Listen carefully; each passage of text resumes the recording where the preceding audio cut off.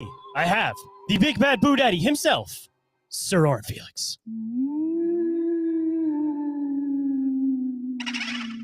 Welcome to another exciting installment in the Halloween special. How's it going today, Orin? It's going pretty good. That was a pretty spooky intro there. I wasn't quite prepared for that. And I mean, normally it's very suggestive with the moans and the grunts and whatnot. I wasn't ready for a little ghosty action there.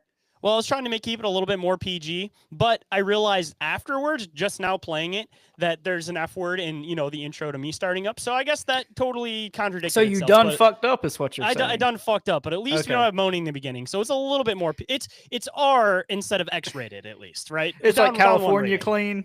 It's California clean. Yeah, that's as best as we can do. Hey, but if that's as bad as it gets, I think we're all doing pretty good. So hey, we might get pretty bad this episode. It depends. We'll have to see. We'll play it by ear. We'll try to keep it somewhat clean. Maybe we'll have Alex Jones apologize for us at some point. But for the most part, like I said, since it's Halloween stuff, we're going to try to keep it somewhat clean. But going into exciting news and updates, well, somewhat exciting, since we still don't know what the hell Twitch is yet. I also set us up with Rumble. So we are now on Rumble. So we are now on YouTube, TikTok, and Rumble. And hopefully at some point, I'm going to try to figure out how to live feed onto TikTok. I tried to do it the other day, and it wouldn't let me just cast my screen, so I got to figure out how to do it. But we're going live in multiple places, man. Fun and exciting. Yeah, and most of them, I still have no idea what they are. So, it's a mystery to me. So if you guys figure it out, let me know. Well, apparently the only one that seems to really matter to people is YouTube. So that's all that matters. We have a YouTube, right? I know what that one is. I'm okay on that. So. And speaking of YouTube, one of the exciting things that will be going on live on the YouTube, the Twitch, and the Rumble now will be our Halloween special, which will be happening on October 30th, right? That's the day before Halloween. Yes, sir. So a lot of fun, exciting stuff going on. And of course, for that, we are going to end up dropping that the next day on the feed so that everybody is able to listen to it near Halloween. So we're going to make sure we keep it spooky as we get towards the end of the month. So make sure you guys pop into that live special. As usual, it'll be happening on Thursday, October 30th at about 7:15 p.m. Eastern Standard Time. So hopefully you guys are able to join us for that. And speaking of live streams, we've got our next episode of Bizarre Inquiries on the Bizarre Reality Media. It's still getting tongue-tied over that. On the Bizarre Reality Media YouTube channel. It's going to be Thursday, November 6th, roughly 7:15 Eastern Time. You guys be sure to submit any questions or articles or videos or anything that you want us to inquire about. And also be sure to join us in the chat. And if you guys didn't catch the last one, it was definitely full of Halloween fun. So I highly recommend going and checking that one out. And if you guys want to contact us for any reason whatsoever, be it sharing your experiences or encounters on the show, sharing some stuff for Bizarre Inquiries, or contacting us for any reason whatsoever, the best means of doing so is through email, which is bizarreencounters@outlook.com. Or you guys could always call into our Bizarre Reality hotline, and that number is 313-364-1551. And we are still trying to collect calls for the Halloween special. Believe it or not, we have not gotten one call, which is absolutely surprising. So if anybody is still interested in doing that, make sure you guys get it to us before October 30th. And if not, then we're going to spin the special a different way and just talk about some different folklore and our own personal experiences. But hopefully we can at least get one call from you guys.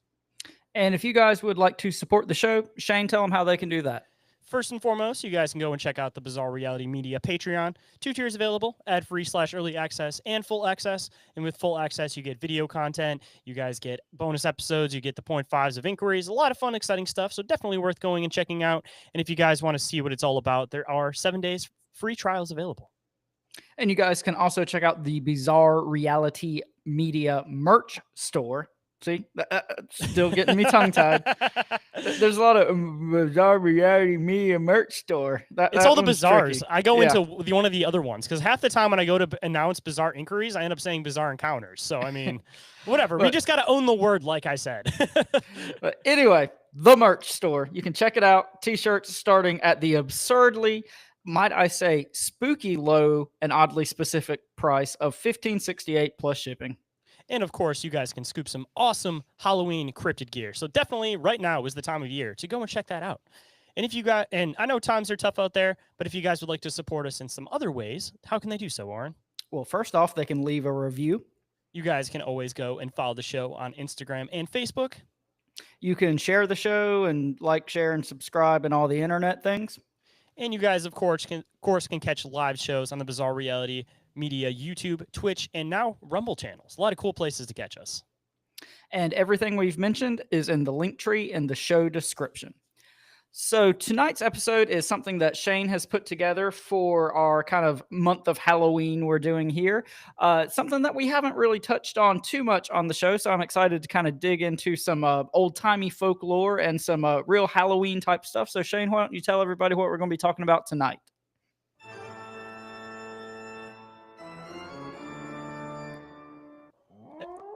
As you guys can tell from the music, today we are going to be diving into vampires and vampires from around the globe. So we got a wide variety of this stuff, and we're going to try to connect it in with a bunch of other folklore and everything that we've been covering. But before we get into the initial stuff, kind of laying down the overview on what exactly vampires are as far as the typical folklore goes, I got to ask, Oren, what's your initial thought on vampires? Do you think there's any validity to the concept? Do you think it's all strictly folklore? Like, what's your initial thought on vampires before we even touch it?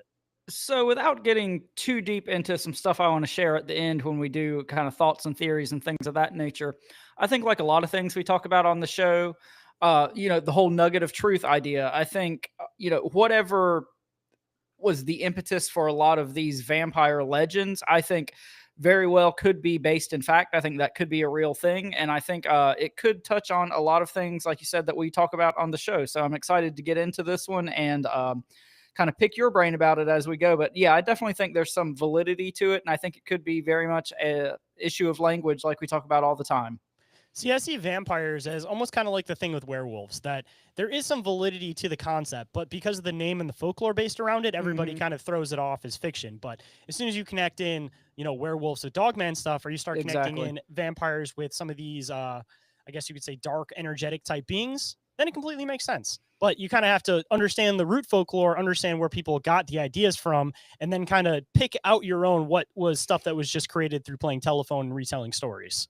Yeah, and almost not look at things quite so literally. Like I always say, what could these type things mean in real world terms? When it comes to, like you said, werewolves, vampires, any of that kind of old folklore, I think it's really, really important to keep in mind. Okay, again, these people were describing indescribable things with the best language they had. What could they actually mean in modern day terms? And just like the Wendigo, it's one of those things that the appearance changes a lot through time. And what we know it as today is a lot different from what people knew it as in the past. And that's kind of what I'd like to get into today, is kind of dividing up some of this different folklore to try to figure out a bit of the root of it. So without further ado, let's get into vampires. Let's do it. A vampire is a creature from folklore that subsists by feeding on the vital essence, generally in the form of blood, of the living. Vampires are often described as unnaturally powerful with a variety of abilities, one being their near indestructibility, which makes them difficult to kill. In European folklore, vampires are undead creatures that often visited loved ones and caused mischief or death in the neighborhoods they inhabited while they were alive.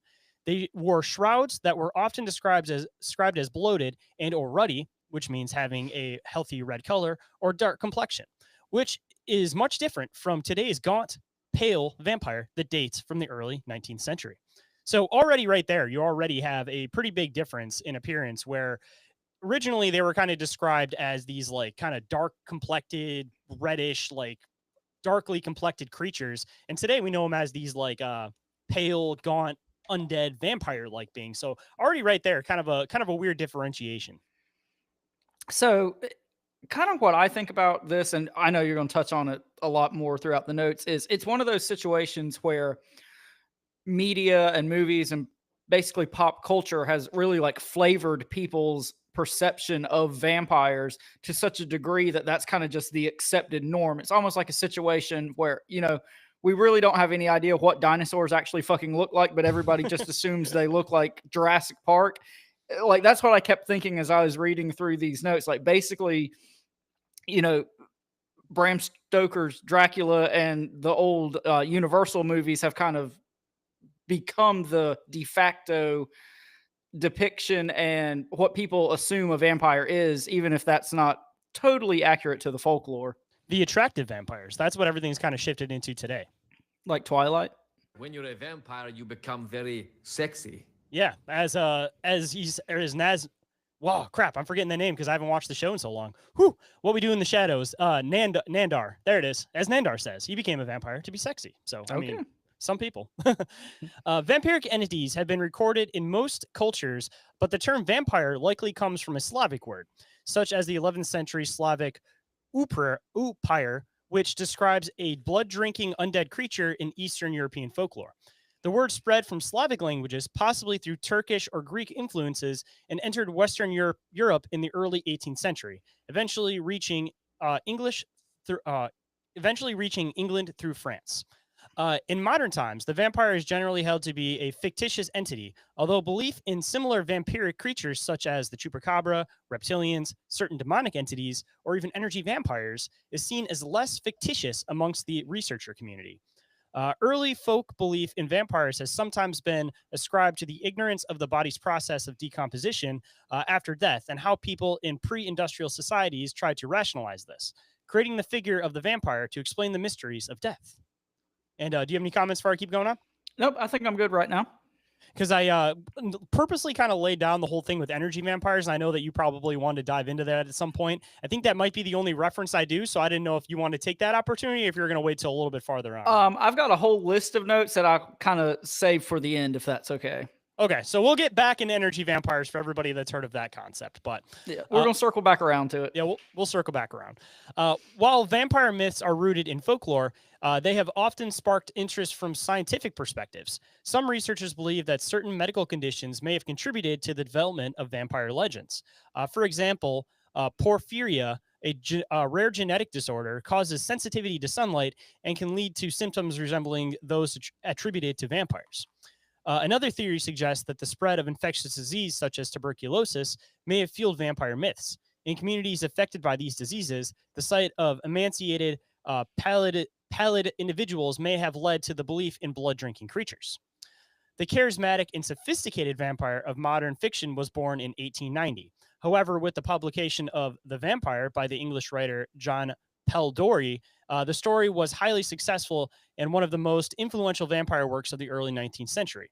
Bram Stoker's 1987 novel Dracula is remembered as the quintessential vampire novel and provided the basis of modern vampire legends.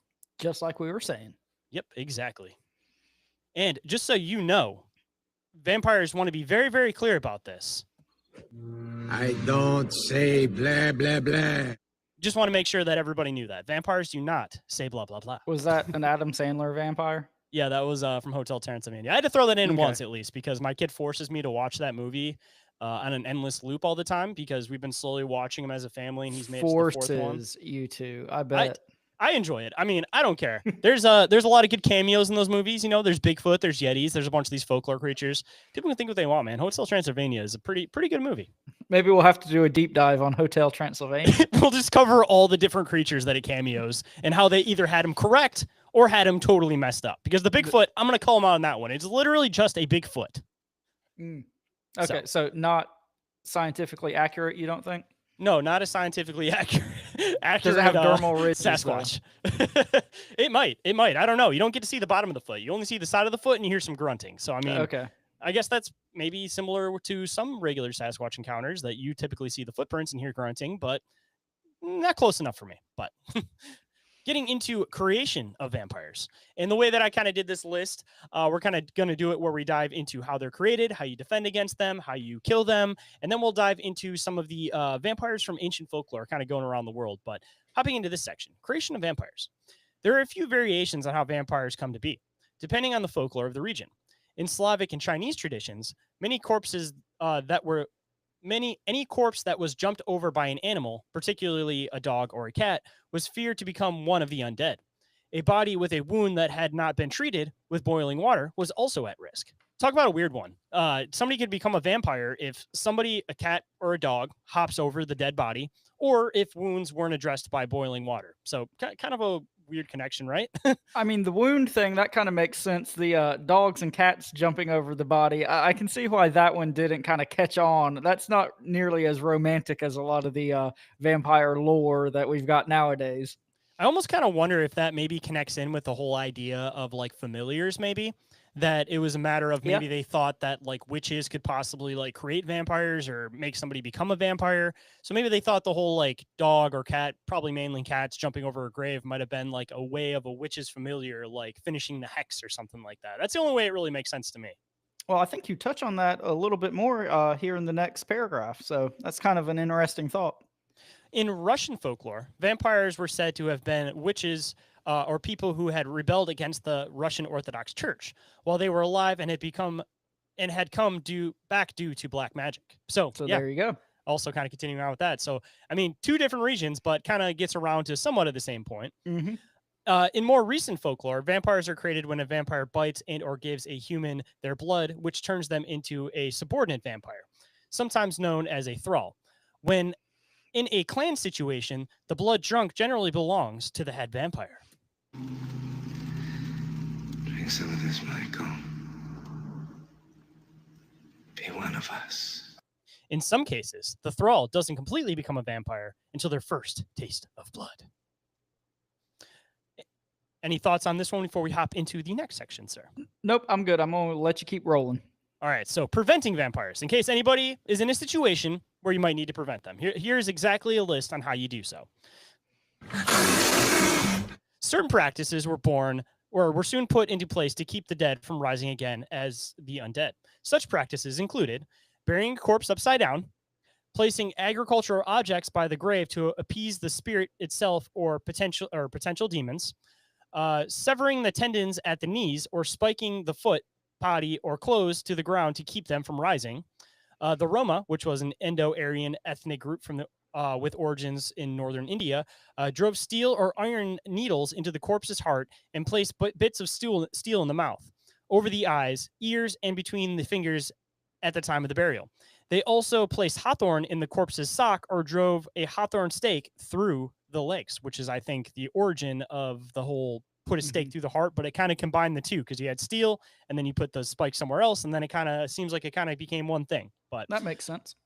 Scattering small grains such as rice, poppy seeds, mullein, or sand on the ground near the grave, which would keep the vampire occupied, counting the grains all night, which I always thought that one was pretty strange personally, but apparently that comes from Europe and Chinese lore. So I did want to ask you about this one. It seems to me that we've talked about this same concept on the show before, and for the life of me, I can't remember what we were talking about. Was it maybe when we talked about like the Boo Daddy? Because I swear we talked about like this exact same thing, that like whatever the entity was would count something small. I can't remember what it was.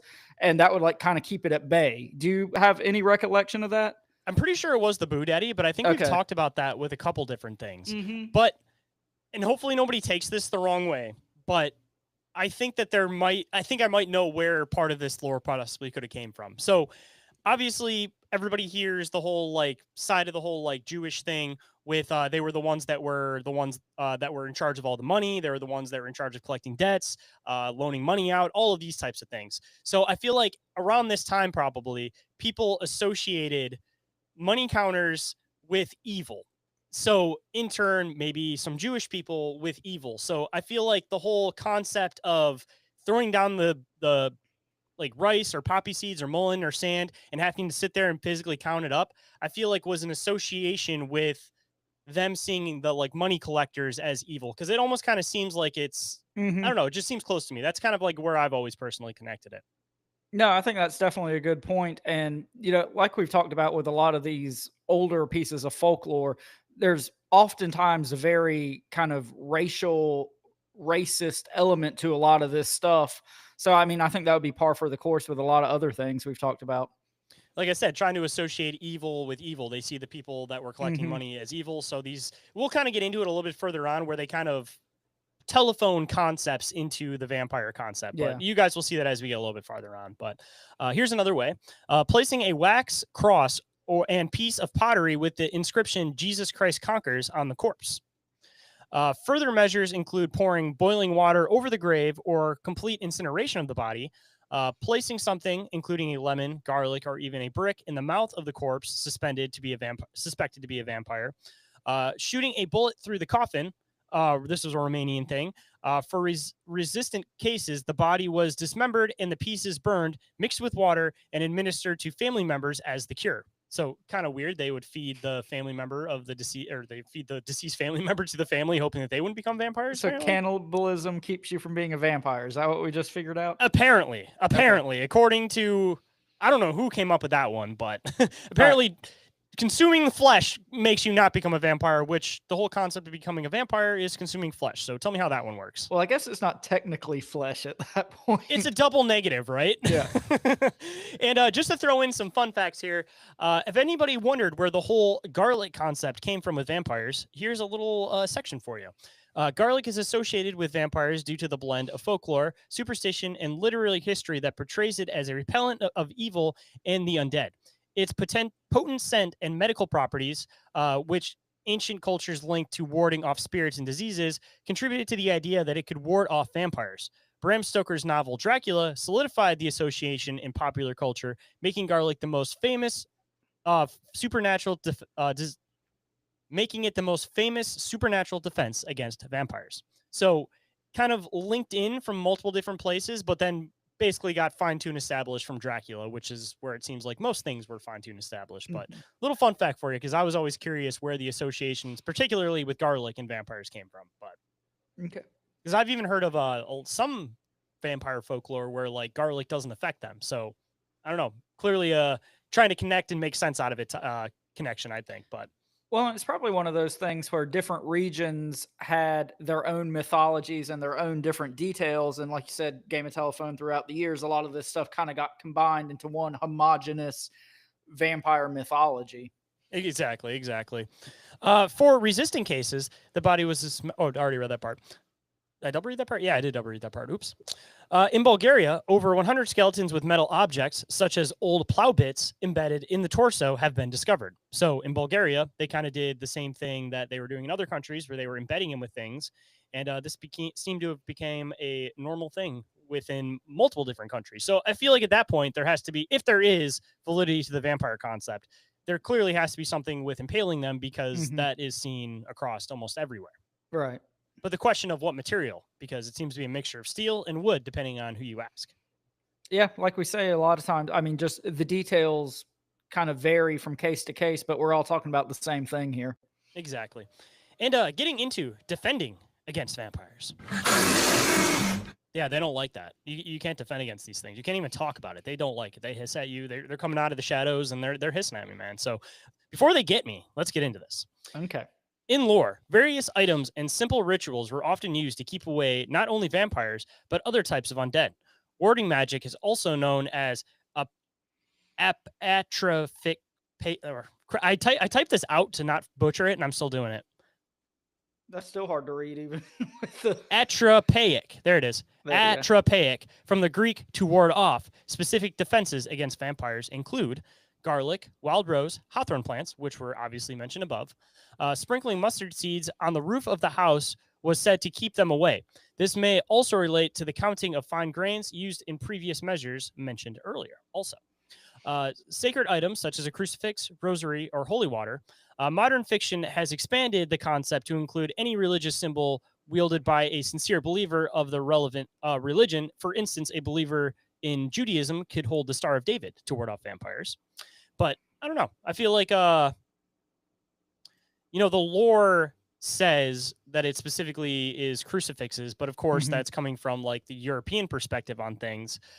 If there is the whole concept of evil, good, all of that type of stuff, I kind of sit behind the idea that I feel like it doesn't necessarily matter what the item is, as long as you have intention and power in it, which is kind of something you also see with protection that we talk about amongst a lot of other things on the show. It's not always necessarily the item itself. The item itself doesn't have power. It's the intention and the thought that you get behind having that item. Like there's no power in the item itself. It's the power in the thought that you have because you're holding that item. Like the item gives you the ego to have the power, or however you kind of want to describe it, if that makes sense. Yeah, and I think it definitely makes sense when you think, centuries ago when people were legitimately worried about vampires, it would make sense that you would have some sort of rosary or crucifix or holy water or something like that people, legitimately thought probably did protect them. And then it kind of became these talismans throughout the years. And then that association just kind of grew and stayed with the whole vampire folklore of, okay, so they're scared of crucifixes. If you spray holy water on them, they're going to melt or whatever. So again, I think it's really easy to see how we got to the current state of vampire folklore when you kind of take a step back and look at, again, what these things could be in real world terms and were in real world terms in the past. Yeah, the way that I'm kind of seeing it now is they see them as, through time, they've always been seen as like the ultimate unpure thing. So essentially anything that would be deemed as pure seems to be a defense against them. That's kind of how I've viewed this folklore as I've been researching and diving into it. Yeah, definitely makes sense. But moving forward, mirrors facing outwards or on a door, as in some cultures do not have a reflection and do not cast as in some cultures they do not have a reflection and do not cast a shadow. Mirrors were made with silver in other days, which was considered a pure metal and is commonly used in monster defense. Vampires are said to be unable to walk on consecrated ground, such as that of a church or temple or of running water. So I'm sure you probably have some thoughts on the running water. And I also want to make a comment on the fact that the whole silver aspect with mirrors, as far as I was seeing from my a lot of my research, that is a lot of where the silver folklore came from, was from this vampire thing with the silver mirrors. And then they started seeing silver as a pure metal, and then they started using it to go against these unpure things. So that's again why it seems that silver is always the thing that takes out any monster, is because it's a quote pure metal taking out something unpure, as we were just talking about. Yeah, a couple thoughts here. So, to the running water point, we talk all the time about bodies of water being liminal spaces where weird things happen. So, I think this kind of plays right into that. We also talk a lot about how dogman sightings are typically reported around graveyards or churches or things like that. So, I think that's kind of interesting with the whole, werewolves and vampires are, historic enemies. So, I think that's kind of fun. And also about like the mirrors and the silver. The whole silver aspect could have something to do with alchemy. Also, I believe in alchemy, silver is associated with the moon. So also kind of werewolf folklore and connections there. And we've talked throughout the show about mirrors acting almost as portals. So a lot to unpack in just this little snippet here. It's almost like the whole idea of like trapping souls too. And if you put two mirrors together, you're not supposed to do that at funerals, stuff like that, because it can trap souls in between the two mirrors, according to folklore. So particularly at funerals, that's why you're supposed to cover up mirrors, because you don't want to trap the soul, which maybe goes into the whole thing of the vampire folklore. If you think somebody's going to be a suspected vampire, maybe you put up mirrors at the funeral and then, maybe you'll trap them. And this one's a fun one that I'm sure that everybody is aware of. Some traditions also hold that vampires cannot enter a house unless invited by the owner. Although after the first visitation, they can come and go as they please, which goes into another question. With these cases of like the black-eyed children, if you invite them in once, would they theoretically be able to come in again if they are linked in with some of this folklore? That's a good point. And I'm going to save a lot of my thoughts on that for the end, but remind me about the black-eyed children when we circle back around to thoughts and theories. You got it. Though folkloric vampires were believed to be more active at night, they were not generally considered vulnerable to sunlight in original folklore. The idea was established in popular consciousness in the 1920s film Nosferatu, in which the vampire featured is destroyed by the morning sun. Since then, the typical vampire story was sunlight as its ultimate weakness, meaning that any human opponents dealing with the monsters who manage to survive until morning will find themselves with the advantage. Any thoughts on the whole sunlight connection with these things? Not off the top of my head. That's one that I think is kind of, at least for me, harder to place what a real world context for that might be. And it could be something as symbolic as, light versus dark, good versus evil. Do you have any thoughts on that? That's where I think originally it kind of came from, because obviously they did it in the movie for Nosferatu. And Nosferatu was like, kind of had the original idea of, I guess you could say, like the way that vampires were supposed to look. He was like one of the first ones on film before they started kind of getting into like the whole like pretty vampire concept. And just throw in some also pretty fun facts here. So Bram Stoker, the guy who wrote Dracula, He obviously passed away before Nosferatu actually came out, but his wife was still alive.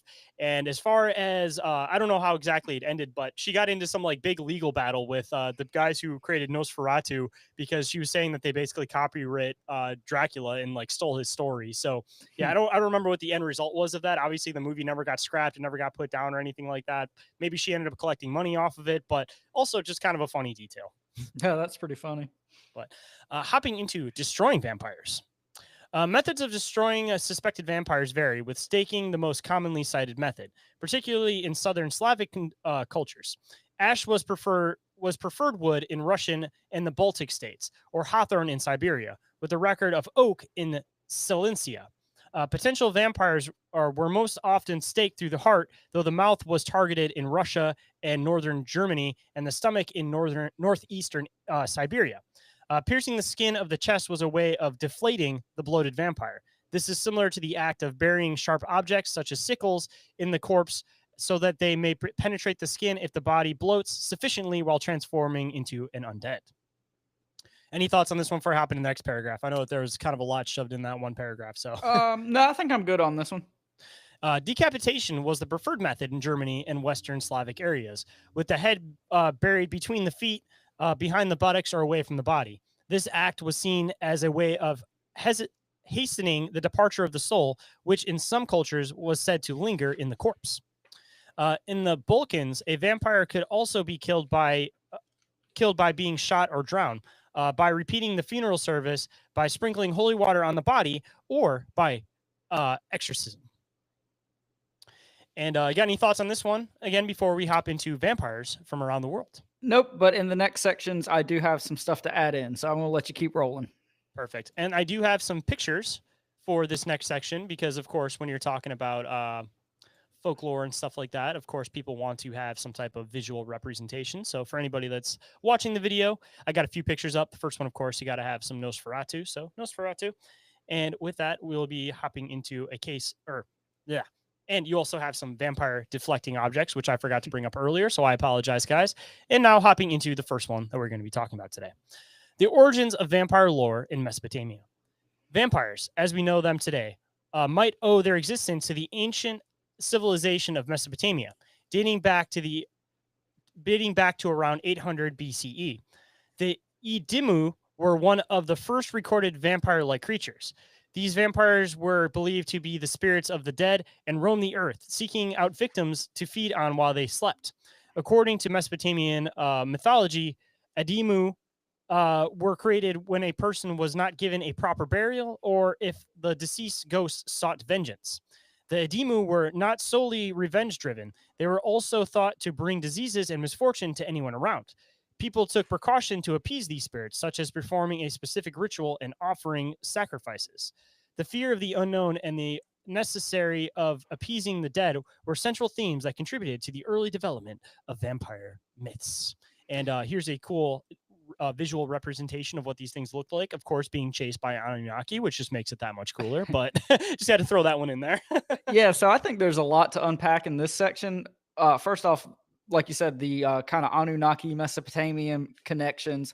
But also what I thought was interesting is this sentence here where you said spirits of the dead that roamed the earth.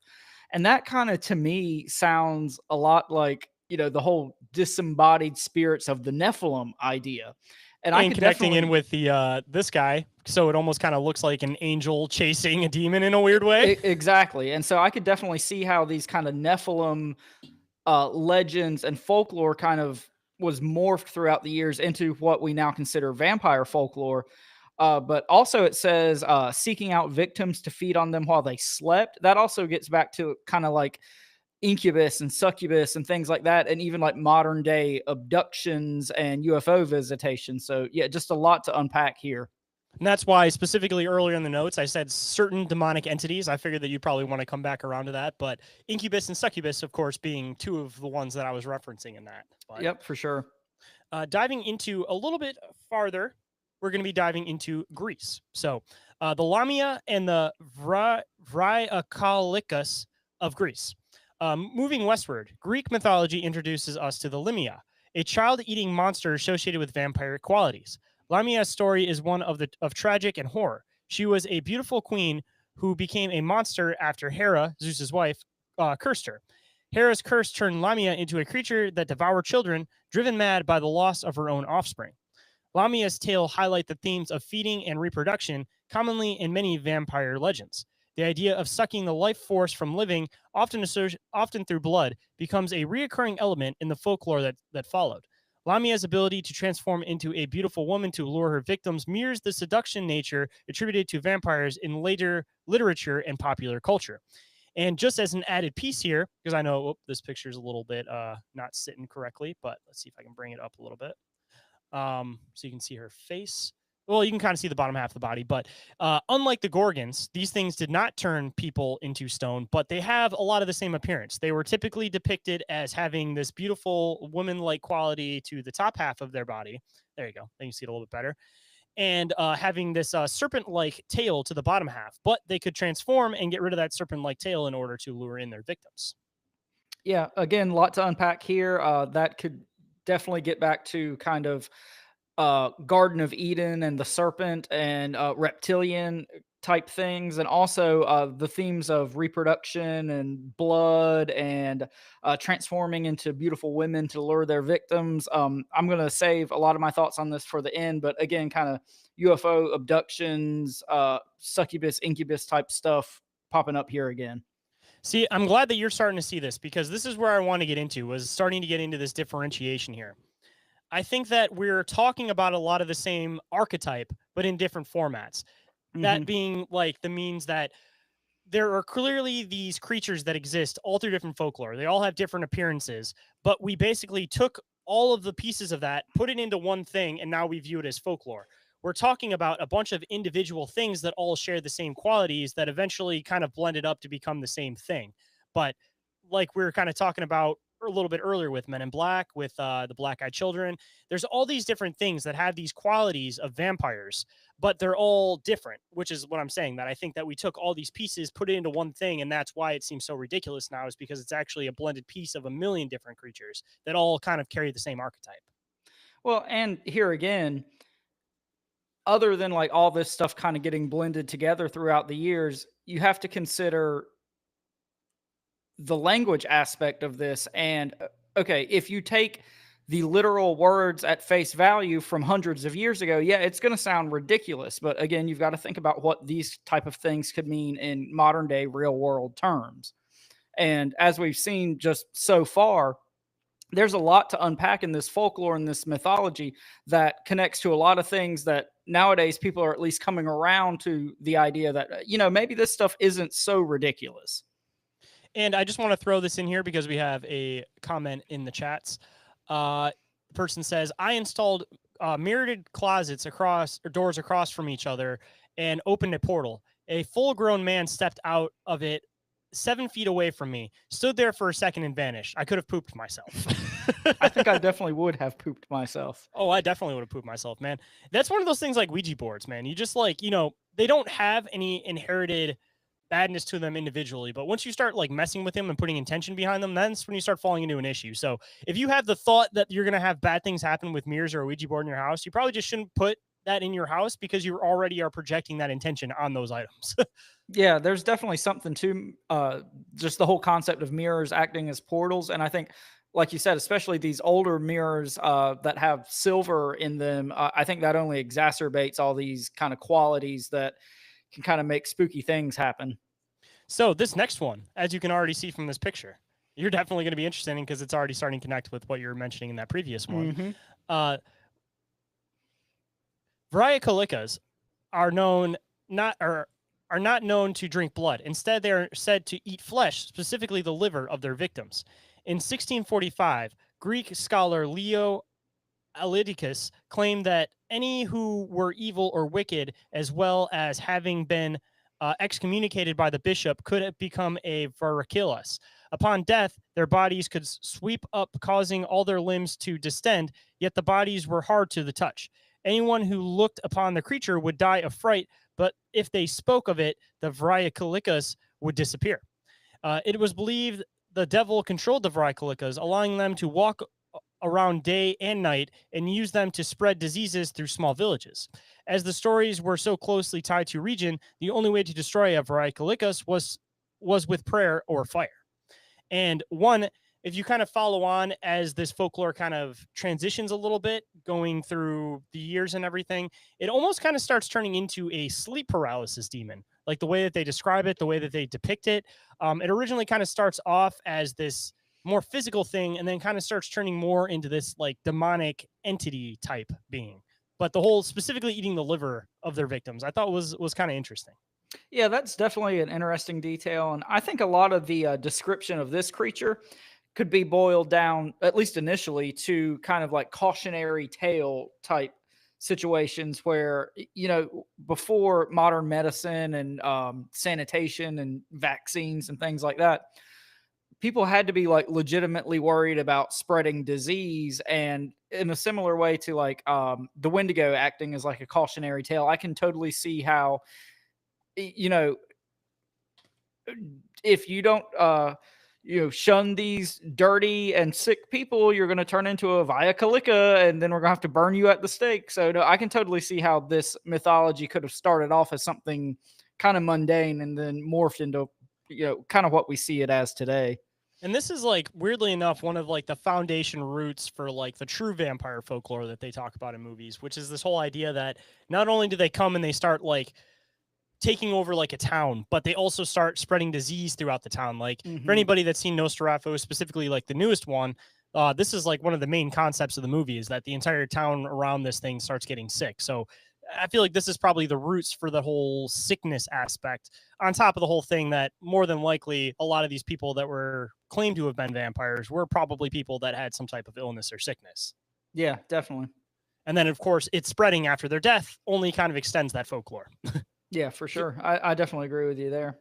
But hey, they got one thing right: burn the body. That is a good way of getting rid of a disease, right? I mean, that's what they did during the Black Plague. Feed the ashes to their relatives. Yeah, and then you feed they got rid of that part in the Greek part, so at least they started understanding that part. We're getting better. And this one is personally one of my favorites, and we will get into why as we go a little bit farther on. But we are going to drive into the Strigoi and the Moroi of Eastern Europe.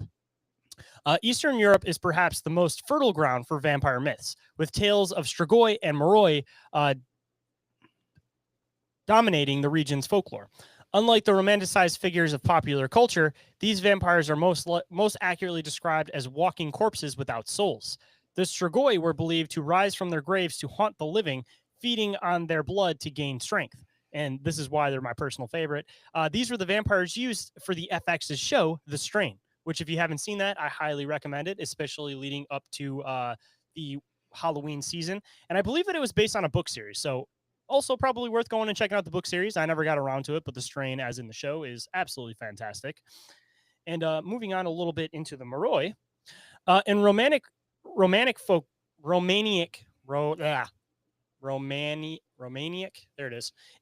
folklore, Strigoi could be either living or dead. Living Strigoi were cursed individuals with mythical powers, while dead Strigoi were reanimated corpses. The Moroi, on the other hand, were the offspring of Strigoi, born from the union of the vampire and the living human. To prevent the vampire spirit from escaping their bodies, people would drive wooden stakes through their heart, a tradition that originated in this region. And also, as you can kind of see from this picture, the Strigoi were kind of viewed as more like primal, like animalistic. And because they were a second generation, the Moroi were almost kind of seen as, for lack of a better term, like the overlords, like the more sophisticated ones, the ones that, wore normal clothes and they were a little bit more intelligent. They're almost kind of seen as like the better variation in a weird way of the Strigoi because they had that human hybrid, which I'm sure that you have some thoughts on that one too. Yeah, just a couple things to throw in here. First off, when you're talking about how they were described as walking corpses without souls, I wonder if that's where a lot of like the zombie mythology kind of came from. I know, the whole zombie folklore has a lot to do with like voodoo and like Haitian influences and things like that, but kind of just made me wonder about that. But yeah, like you said, this whole idea of these kind of vampire and human hybrid creatures, that gets right back to the whole Nephilim idea. And even like you were saying, how kind of like the second generation or wearing clothes and things like that. That even goes back to, the Nephilim being like supposedly the kings of ancient civilization. So yeah, like you said, I think we're just kind of harping on the same few points here as we go through this mythology. And I want to point this out at this point, just because I have these really good pictures of the Strigoi and the Moroi. What do these kind of look like that I've been talking about for a long time on the show? Well, they could definitely be like kind of a pale crawler type situation. Or yeah, I was going to say the Wendigo. So I know a lot of people don't usually associate vampire lore with ancient America, but talking about the archetypes and how they exist in all these different places, aren't essentially Wendigos these creatures basically the same thing that they're describing as these Strigoi, Moroi, or any of these like ancient folkloric Eastern European vampires? It seems like it's on the same line here. And it seems like here recently we've had 2 or 3 different occasions where we talk about some piece of like Native American folklore that has a really similar piece of like European folklore, and it's just where the kind of names and details are changed, but it's almost talking about the same thing. So I think this very well could be one of those situations, because I've never thought about it like that succinctly in those terms. But yeah, if you look at the Wendigo folklore through a little bit of a different lens, it's not that far off from the vampire folklore. Just for the sake of doing it too, let me bring up a picture of what the natives described the Wendigo to look like, just so I can show this comparison. Because I know I'm always chirping about this on the show, but I want to show this because these pictures are so dang close, it's ridiculous. So let me take this one off. Let me bring up this other picture here. Because if everybody has heard me talking about this on the show forever, the natives didn't describe the Wendigos as these deer-headed like creatures. They described them like this right here. Let's see if I can bring up a bigger picture. Well, it's a little bit small, but right here, you can see it in the corner. Tell me that that's not basically exactly how the Strigoi is described and visually looks. Yeah, very similar. I mean, the Strigoi has kind of like sharp, pointy ears, but again, that could be an artist's rendering. But yeah, I think you're definitely onto something here. So just again, another connection that shows that it's all around the world, just like Sasquatch stuff. So maybe, we should put a little bit more validity, not into vampires as Hollywood's described them, but vampires as a concept or an idea or like an archetype of something that is out there that clearly has an interest in eating humans, which also, just to connect in here, goes into the whole concept of Uncanny Valley. Why is it that people are so uncomfortable with something that looks so close to them and it's an inherited fear? Is it because we've been dealing with things like this since the beginning of time and they've just learned how to hide in the shadows because they can look like us? But I don't know about you, man, but you'll have some interactions with some people that just don't feel right. It just doesn't feel right. So, I mean, could we be passing some of these things on the regular without realizing it? I mean, I don't know, man, definitely possible, especially if you take out, again, the whole Hollywood vampire concept. Well, and something I think I saw it in like an Instagram post, so I can't give credit due to who it needs to go to, but it said something to the effect of the whole Uncanny Valley concept. Okay, evolutionarily, why did this happen? Obviously, at some point in time, human beings had some need to fear things that looked almost human but weren't quite human. So, in the same way that, a lot of people are inherently just afraid of snakes, and people use the whole reptilian angle a lot of times to justify that, the whole Uncanny Valley thing could be these kind of Nephilim, Wendigo, vampiric type entities. And just like in our fucking DNA that we're supposed to be scared of these things because they're going to fucking eat us. And most of the time, the whole Uncanny Valley feeling, you get it more with like pale faces. So maybe just another weird connection in with it. But it seems like most of the time when people get real uncomfortable, it's like dull faces. It's like these really, really like pale complected faces, which goes back to the idea of the Nephilim. Exactly. And I mean, just that whole Mesopotamian thing sounds like it's almost essentially the fight between demons and vampires to me. Yeah, for sure. Or angels and vampires, sorry. Or angels and demons. There you go. Mixing it up. There you go. Angels and demons. But all right, hopping into this next one. And this one's a pretty fun one, actually. Something that I'm sure a lot of people have seen throughout a lot of different pop culture. But the Jin Shi of Chinese folklore, they are the Chinese hopping vampire. Around the globe in China, the Jin Shi presents a unique twist on the vampire myth. These creatures are typically depicted as stiff-legged, hopping beings with long arms that grab their victims. According to Chinese folklore, Jinshi were created when a person died far from home and was not properly buried. The body's soul could not find peace, leading it to its reanimation as a Jinshi. The Jinshi's method of attack is quite different from other vampires. Instead of drinking blood, they absorb the life force, the qi, of their victims. Various rituals and protection charms were employed to ward off these creatures, showcasing the cultural differences in how societies interpret and dealt with the undead. And I'm sure everybody who's into anime, all that stuff, has probably seen like the Japanese variations of these. But like, I don't know. I feel like this one's kind of interesting, especially because it's a weird thing to think about a stiff-legged vampire hopping at you. Yeah, I think that would kind of shatter the illusion a little bit. That's not nearly as scary if this motherfucker's hopping like a bunny towards you. I don't know. I feel like that's horrifying depending on how the jumps are Yeah, coming in. it might Because be if you scarier. jump into like oh crap, who were we talking about not too long ago? Spring Hill Jack, for example.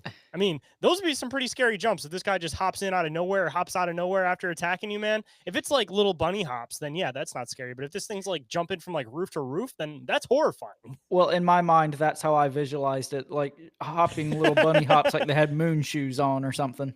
Well, they had stiff legs, so how does that work with the impact resistance? I mean, maybe they couldn't jump from roof to roof because otherwise they would just break their stiff ass legs. But they were undead, so maybe they didn't feel pain, so it was irrelevant. They'd just be walking around with some broken ass legs, hopping around, saying "fuck it." So you didn't need like rosaries and holy water to get rid of these guys. You just needed to go to like a high place they couldn't jump up to, or they're gonna crack-a-lack their ankles. Yeah, or just stab them with something. That seems to be a good way of dealing with a lot of these things. It's just you got to stab them through the heart with something sharp, preferably wood or possibly even silver. But Okay. diving into West African folklore, because of course I got to give you guys an interpretation from all around the world, and this one, of course, is fascinating. Let me make sure I'm saying these names correctly. Asan Bosama. There it is. Bosam. These vampiric-like creatures belong to the folklore of the Achaean people in Africa and live in atop the tall trees of the rainforest. According to the myths, the Asan Bosam are hairy with bloodshot eyes, iron teeth, curved feet resembling hooks that were used to hang upside down from trees. Luckily, these creatures do not travel outside of their territory. Instead, they wait for unsuspecting travelers or hunters to enter. Once spotted, the Asambosa grab the trespasser, rip out their throats, and use their hooked legs to drag them up into the trees. Usually, the victims were eaten with only their bones thrown down to the ground. But if the Asambosam is filled with venom, it would convert the victim into another Asambosam. The Sesambosam and the Asambosam share many similarities and are sometimes considered the same being, but there are some slight differences. In other stories, the Sesambosam is said to be a more ferocious creature and the enforcer of the forest. And so a couple thoughts here. Here's a ancient depiction, some art of one of these creatures, supposedly. So this isn't something that just popped up out of nowhere. This is something that the natives were literally making art of. That almost looks like a depiction of like a bat or something, which is kind of interesting in light of the whole European vampire folklore. Yeah, I was curious where the bat thing came from, and it seems like this is the main thing that I've caught that kind of has one of these. Well, the earliest of the bat-like mentality to vampires. So again, just blending all this stuff together. So maybe I'm just like going a little too far off the rails on this, but do you see some kind of Bigfoot connections with these two entities? First off, they talk about how they're hairy with bloodshot eyes. Obviously, Bigfoots are hairy. We talk all the time about like red glowing eyes in these type situations. And they're also considered the enforcer of the forest. How many times have we heard about like Bigfoot being like the protectors of the forest or something like that? So, and if you talk about missing 411 too, the whole grabbing people and pulling them up into trees. I mean, there's a lot of people that theorize that Sasquatch do hang out up in trees. So, I mean, could be possibly a connection with some of the missing 411 stuff. I mean, yeah, still seems pretty Sasquatchy to me, like you were saying. Exactly. Going into these notes, I was not expecting there to be a Sasquatch connection, but here we are. Or Bat Squatch, dare I say, because it's definitely bat-like. Maybe so. And okay, now we're going to be hopping into, let me bring up another picture here. This guy over here, the Brahma Parusha and the Rikshasha of India. Let me say that again just to make sure I got it flowing as we go through this. Brahmaparusha. There it is. These vampires were often considered a demon or demon-vampire hybrid, making them extremely violent and bloodthirsty. According to Hindu mythology, Brahmaparusha were once religious teachers and scholars who used their knowledge for evil or have committed acts of pure evil. After their deaths, they returned to the land of the living as these demonic creatures. And just to stop right there for 2 seconds, doesn't that sound slightly Skinwalker-ish? Well, I was going to say Nephilim. I mean, you're talking about hybrid creatures again who are extremely violent and bloodthirsty. So, I mean, I hate to keep beating the Nephilim drum here, but so much of this just reminds me of Nephilim lore. Right? These, and just to throw in this whole thing too, because this is probably the perfect point to point it out. A lot of the people that connect all the different religions, they kind of see it as like a lot of the other religions are just the demons, the Nephilim, the fallen angels, kind of portraying themselves as other things. The one that makes the most sense to me is Hindu religion, because Hindu religion is built on this foundation of the gods having relations with humans and creating these hybrid-like creatures, and they were giving them all this knowledge of all these different things, and their text wasn't directly written down. It was all transferred through word of mouth. Like, theoretically, if the whole Nephilim fallen angel story fits with the whole idea of them going to other places and taking over these other religions and basically masking themselves under them, I feel like the number one connection to that would be Hinduism. Like, if you read any aspect of Hinduism, it literally just sounds like the fallen angels and Nephilims to me. Well, and like the Hindu sacred texts, like the Mahabharata and whatnot, they have a lot of depictions of things that, again, if you look at them through a modern day lens, could be like aerial battles between, warring factions of extraterrestrials and use of atomic weapons and all sorts of crazy things. So, I mean, I think you're definitely onto something there, and it's not too much of a stretch to think, okay, if, in this tradition, they have all these crazy quote unquote stories that could be now in modern day times interpreted as extraterrestrial type stories. It makes a lot of sense that there would also be these like kind of Nephilim hybrid creature connections in their folklore as well. Oh yeah. And the whole thing about the spiritual teachers turning evil and then turning into something evil. Like, it's kind of like, tree of knowledge of good and evil. You had, too much knowledge, too much power, flew too close to the sun. I mean, however you want to word it, but yeah, all that's in there somewhere. Exactly. When night falls and the Brahma Rikshasha goes out to hunt, they wear the intestines of their previous victim on their head while carrying their empty skulls. Upon finding a new victim, they'll attack and bite them in the neck until blood starts flowing out.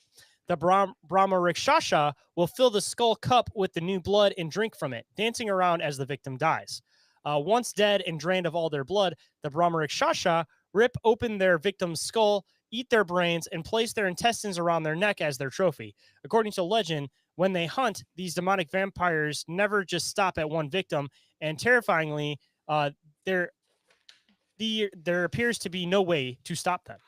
And I got this other really, really cool picture of one of these guys. I just had to make sure I minimize the screen. But yeah, there you go. Literally holding the skull, got the creepy long fingers. And yeah, I don't know. These things are pretty horrifying, especially considering the fact that supposedly there's no way to stop them. And they get rather bloodthirsty once they start, which also kind of seems to translate again, as I was kind of mentioning, with some Wendigo lore. Yeah, definitely.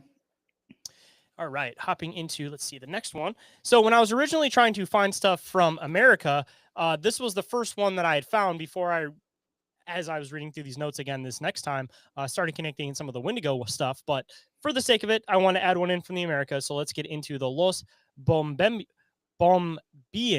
of the Dominican Republic. Bambians. I just want to make sure I'm saying that right. In the Barjocos Mountains of the Dominican Republic, there are said to live groups of wild beasts that hunt in the night. According to legend, these groups were once slaves who escaped their Spanish captors. Although there isn't a lot of information on the the Los Bimbims, stories tell us that after a couple of groups of slaves escaped, they had no choice but to hide out in the Barjocos Mountains. As time went on, they began to transform into monstrous creatures with sharp teeth, long claws, which helped them become more agile. The Bim Bims were said to not only hunt at night. Okay, I got to restart that sentence. Did I mess that one up? I didn't think mess just it up. the I'm just Bim tongue-tied. Bims is throwing you off, but no, you're all good, man. Just The start it Bim over. Bims were said to only go out hunting at night, jumping from tree to tree, and over time had developed a taste of human entrails. In other cases, the Bim Bims captured humans to use for sacrifice. It's said that if they go to the Barocas Mountains, they could listen out for the shouts and grunting and gurgling of the Bim Bims, lost of their ability to speak because of the Bim Bims. It's said that if you go to the Baracus Mountains, you should listen out for the sounds of grunting and gargling, as the Bim Bims lost their ability to speak long ago. It wouldn't be surprising to learn that the stories of the Bim Bims were created by the Spanish enslavers in order to prevent slaves from escaping into the mountains. Conversely, it would also make sense for the stories to have been made up by the slaves in order to prevent their captors from chasing them into the mountains.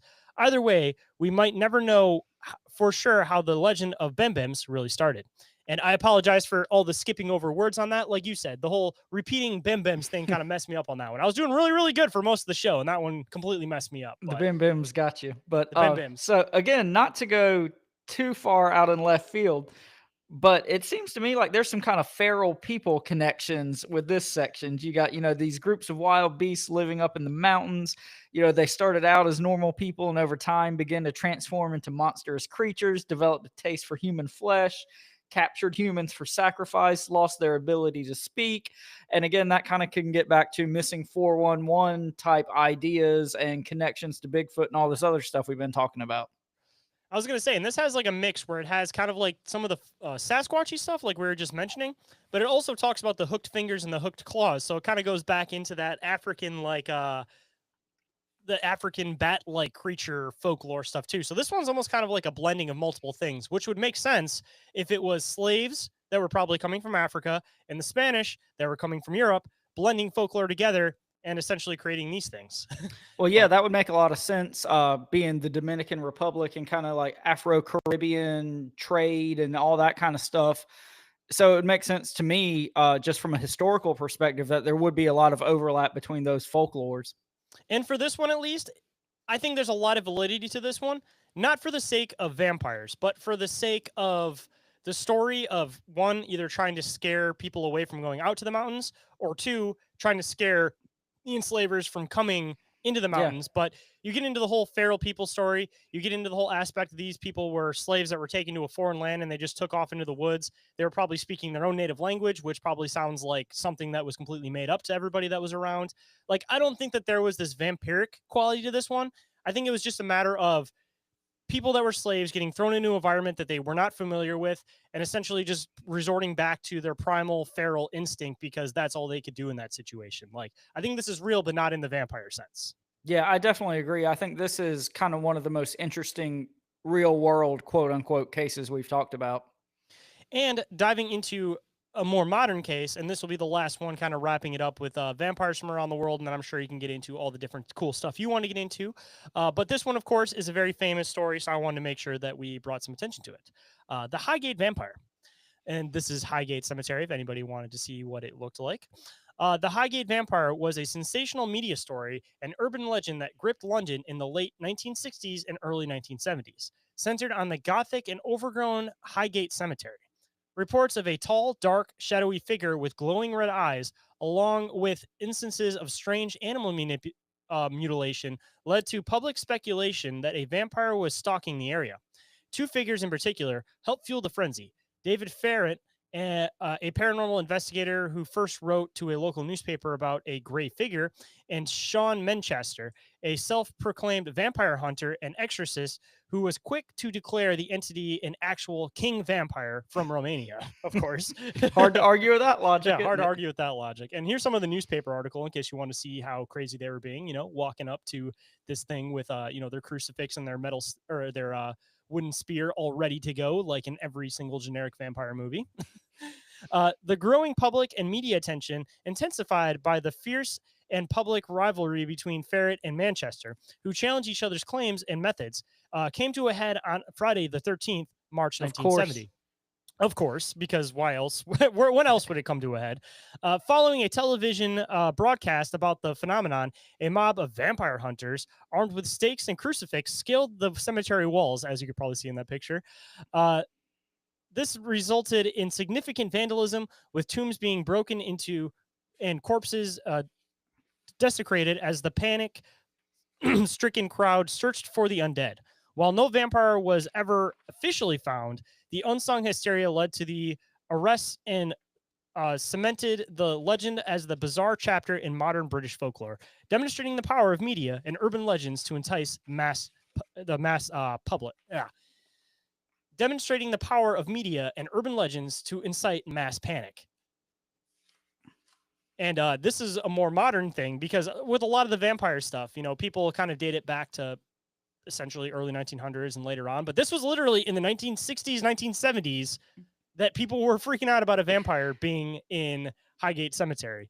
And like I said, I kind of put validity behind the archetype, the idea of what the vampire represents and what it is. I think that there is something like that out there. But the typical vampire motif, like I said, this guy running in with his wooden stake and his cross, like, I don't think that's what we're dealing with in this situation here. Yeah, this is like you said, it's the most just stereotypical depiction of like vampires and stuff. Like people wouldn't take this seriously if they didn't know it was like a real news story and you had like the actual articles in front of us. It sounds totally made up and just look how like, serious this guy's face is. Look at him. yeah, He's just very, almost like very serious. an Onion article or something. But yeah, this is kind of a funny one.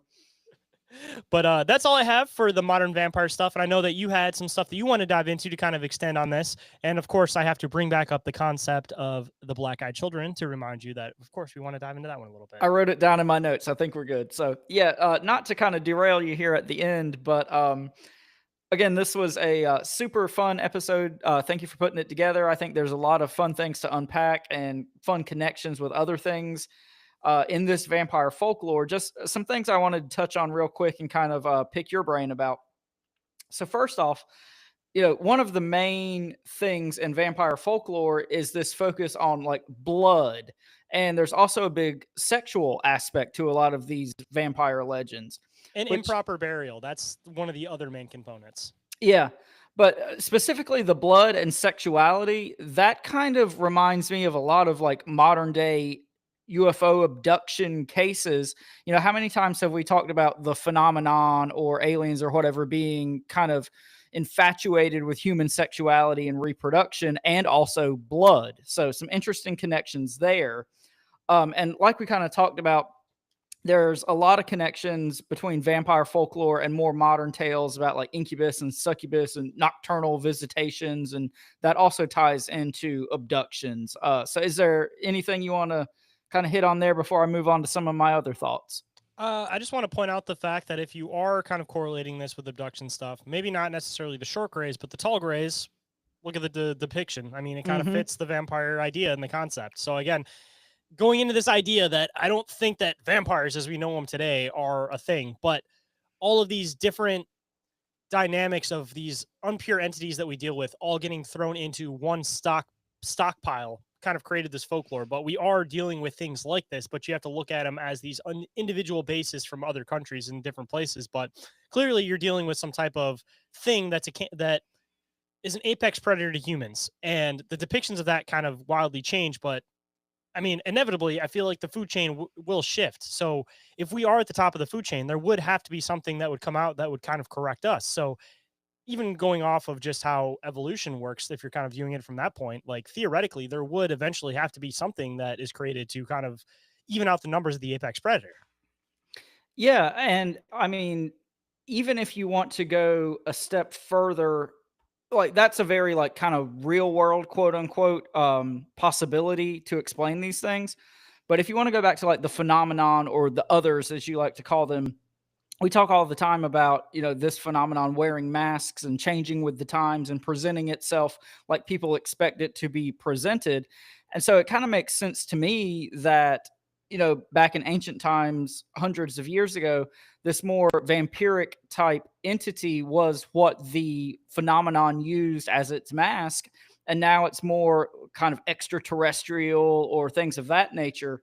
And it, like we said, this is the drum we've been beating this whole episode, but the whole nugget of truth idea. Yeah, there's probably something in these vampire legends that has a truthful, real world connection. It's just how much stock do you want to put into that? And, what do you think the real world nugget of truth is?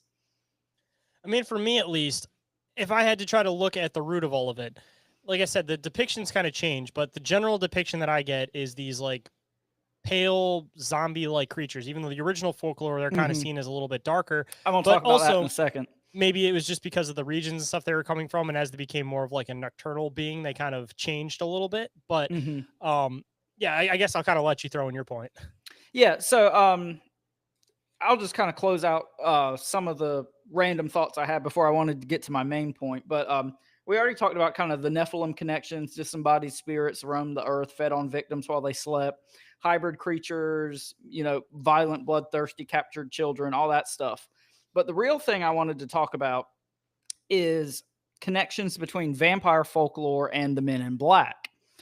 So like you talked about early on, this idea that, vampires must be invited inside your house, that also shows up in Men in Black folklore. And you talked about the black-eyed children. Yeah, I've for a long time been a proponent of whatever the black-eyed children are. I think that's the same phenomenon as the Men in Black. So this kind of just ties everything in together. Just to throw in this aspect too, because we're always talking about two faces of the same thing. The whole contractual agreements is a whole thing with demons and the fallen angels and the Nephilim too. Yeah, so for sure. I know a lot of people think that, UFOs, extraterrestrials, aliens, demons, we're all talking about the same thing. So I just kind of want to point that out, that this contractual agreement is like also Faustian bargains almost. Exactly. Well, and something that I thought was really interesting is you talked about early on in the notes, this idea that originally the vampire folklore said that they had dark complexions. And that's kind of straight out of Keel's depictions of the Men in Black, how they had these darker, kind of more Asian or Mediterranean type complexions. So I thought that was a really interesting detail. And just to throw this in too, just because I thought about it while you were saying that. Originally, they talked about them as being out in the light, and they didn't have this whole thing about coming out during the day. And then it kind of shifts to the fact that they only come out at night. If you're looking at it from a broader perspective, that we're possibly dealing with like a particular type of like being or creature, is it possible that when they were originally, whatever the origin was of these things, but they were just out in the open, they were taking people out, they were just attacking things, they weren't trying to hide. So like they were out in the light, they were doing whatever. So people viewed them in that way. But once people became aware of these things, they had to be a little bit more stealthy with their attacks. They had to hide in the shadows. They had to hide in the dark. Yeah. So over centuries of this transition happening, them reproducing in the shadows, all this stuff, is it possible that the reason that the complexion could have changed not only in the Hollywood folklore, but in the actual literal folklore, getting into Strigoi and all that type of stuff, could it be a matter of they changed as they started becoming more something that hid in the shadows to avoid a human confrontation? Because, of course, with a lot of these apex predators or apex predators in general, the best way to attack something is by ambushing it. It's not coming at it dead on. It's hiding in the shadows, coming at it when it can't see you. So if you're going to view this thing as thinking like a typical apex predator, that's the way to do it. You hide in the shadows. You don't just blunt charge something. Well, and again, that has a lot of possible Nephilim connections as well. In Nephilim folklore, they were these big, powerful beings that were cannibals and fed off human beings. And throughout the years, as kind of the bloodlines weakened and their numbers decreased, humans started hunting these things down. So, that's basically two ways of saying the same thing. Yep, exactly. And just to throw it in too, I recently had Justin Doc Brown from Prometheus Lens on Inquiries, and he was breaking down the whole thing of like Esau and everything. But if anybody wants to go and listen to that, either go listen to his show or you guys can listen to Inquiries. I won't go through that whole thing. But the root of it at the end was basically he was talking about how there was these other like Nephilim tribes that existed, and these different Nephilim tribes did different things. Like one of them, they were known for bringing things back from the dead. They were known to be blood drinkers. I think their particular name would have like translated to like bloodsucker or something like that. So even in the Bible as a connection, if you start kind of following this storyline that seems like it's purposely kind of split up, it almost kind of seems like these vampiric entities are even mentioned even within the Bible. And view that how you want to view it, whether it's an ancient document or some type of thing that's connected, whatever way you guys want to happen to view it. I mean, there's just yet another reference to a tribe of vampires, and that possibly spreading down from there, and people basically taking these things out as a group and then them hiding in the shadows. Like, this is a common motif that it doesn't matter what religion, what folklore, whatever you view it through, it all kind of has the same end result. These things become prominent, they start taking out a bunch of people start teaming up, they go after these things, they start hiding out in the shadows, and they start using guerrilla warfare. Yeah. We're all talking about the same thing here. It's just issues of language. But one more thing, I don't want to derail your episode too far here at the end, but I do have a quote I want to share with you and the listeners, if that's okay. I found this out of a book by Nick Redfern, which a lot of our listeners and viewers are probably familiar with. He's on like Ancient Aliens and all those type of shows. It's called The Real Men in Black. And when you told me you were going to do this episode, I knew I had to get this book out and find this section so I could read this. So in the book, Redfern's talking about these connections between Men in Black and vampires. And there's a quote here from long ago guest on the show, Dr. Alan Greenfield.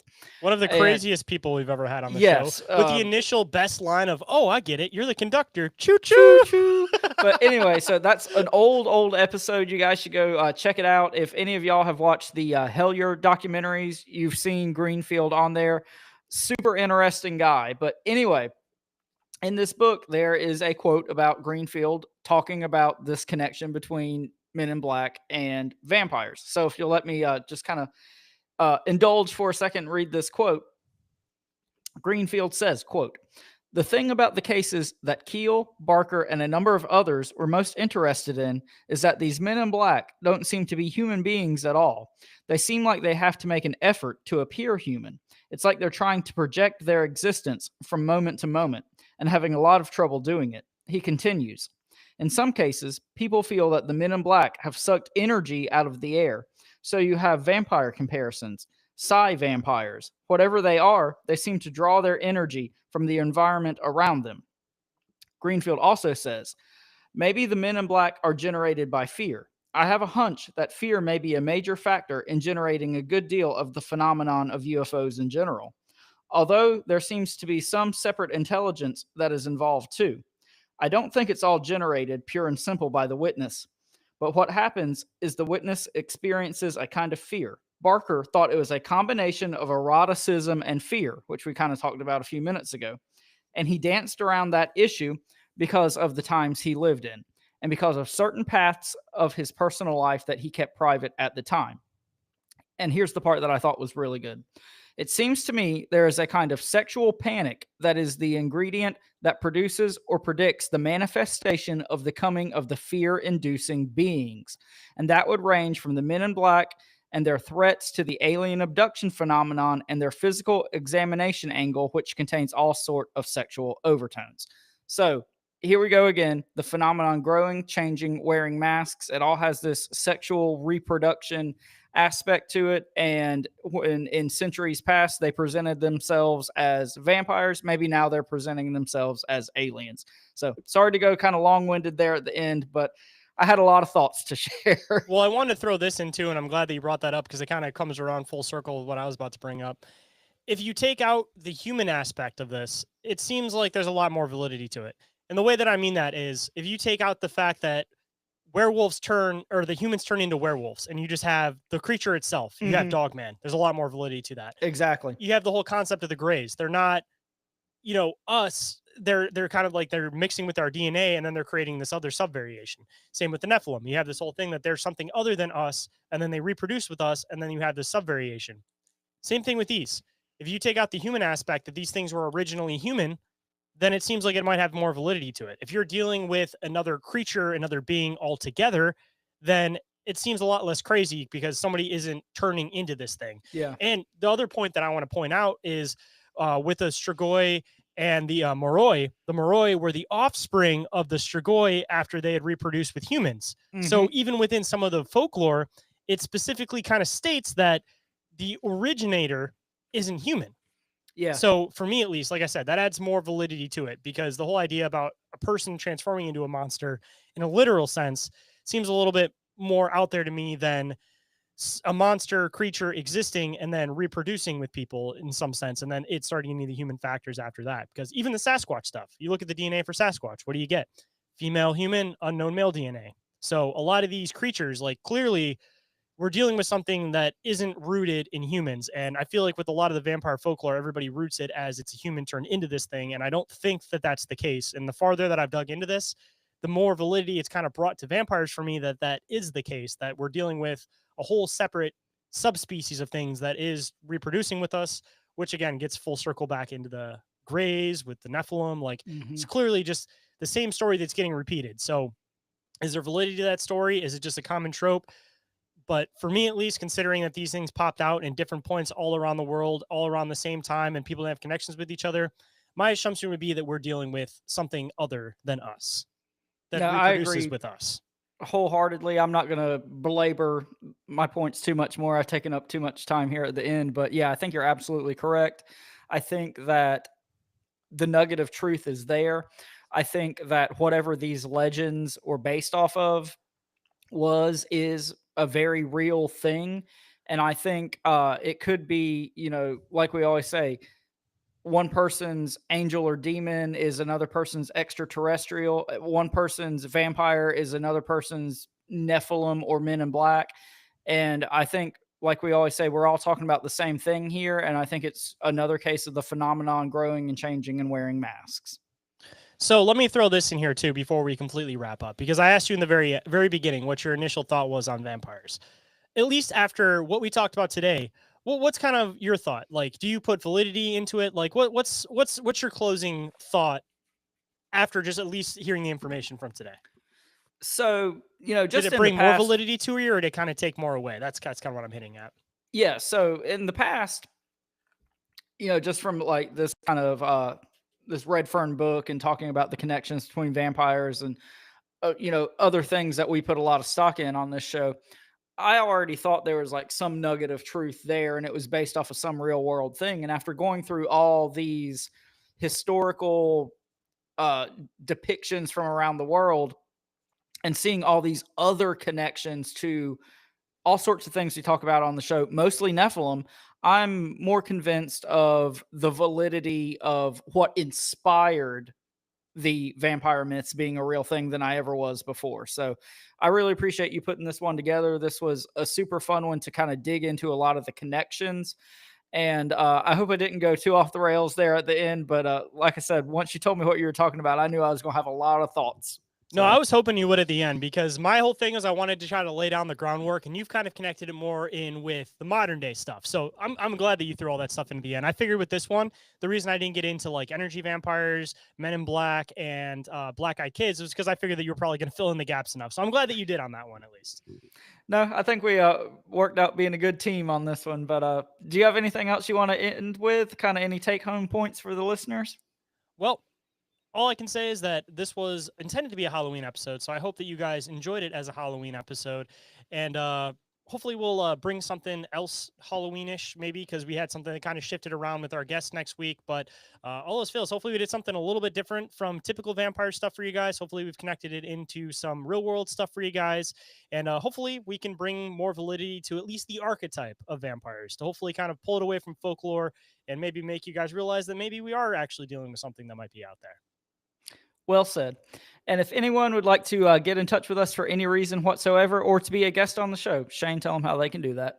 First and foremost, you guys can email us at bizarreencounters@outlook.com, or you guys can get a hold of us through social media. Instagram and Facebook are the ones that we're the most active on. And you guys could probably also shoot us a message on TikTok. I know that one's becoming a pretty active social media site, and we've been using that regularly for clips for the show. So hit us up there too. You guys can also get a hold of us through the submission form, which is available up at the top of the link tree. And the last way you guys can get a hold of us is through our hotline number. You guys can call or text that 24/7, and that number is 313-364-1551.